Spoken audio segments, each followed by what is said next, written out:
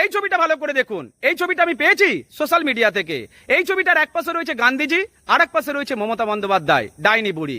এদের দুজনকার ছবিটা ভাইরাল হচ্ছে এই কারণেই, কারণ আপনারা হয়তো প্রতিটা মানুষই জানেন মমতা বন্দ্যোপাধ্যায় আবার কংগ্রেসে ফিরে যাচ্ছে, মানে কুয়োর ব্যাংক কুয়োতে ফিরে যাচ্ছে। তবে মমতা বন্দ্যোপাধ্যায়ের এই কংগ্রেসে ফিরে যাওয়াটা অতি সাধারণ বিষয় নয়, কিন্তু এর মধ্যে একটা লজিক লুকিয়ে রয়েছে। সেটা কি এবার একটু বুঝিয়ে বলি। আপনারা হয়তো প্রতিটা মানুষই জানেন যে আমাদের বাড়ির যখন বয়স্ক কোনো মানুষ, ধরে নিন 70 কিংবা 80 বছরে কোনো একটা মানুষ যখন বার্ধক্যজনিত কারণে হসপিটালে ভর্তি হয়, ডাক্তার 2 দিন থেকে 3 দিন ট্রিটমেন্ট করার পরেই বাড়ির লোককে ডেকে বলে দেয় তোমার দাদুকে বাড়ি নিয়ে চলে যাও, তোমার দাদু আর সুস্থ হবে না, বার্ধক্যজনিত কারণে উনি অসুস্থ হয়েছেন, উনি এবার ভগবানের কাছে চলে যাবেন, ওনার দিন হয়ে এসেছে। তাই মানুষটাকে বাড়িতে নিয়ে আসা হয়, তারপরেই কিন্তু মানুষটা শেষ কার্য সম্পন্ন হয়। আসলে অনেক বয়স্ক মানুষের মধ্যে থাকে বাস্তুভিটের টান, সেই জন্য তারা হসপিটালে নয় বাড়িতে ফিরে আসার পরেই পরলোক গমন করে। আর মমতা বন্দ্যোপাধ্যায়ের মধ্যে এখন তৈরি হয়েছে বাস্তুভিটের টান, উনি তাই কংগ্রেসে ফিরে যাচ্ছেন, কারণ মমতা বন্দ্যোপাধ্যায়ের অন্তিম সময় এসে গেছে।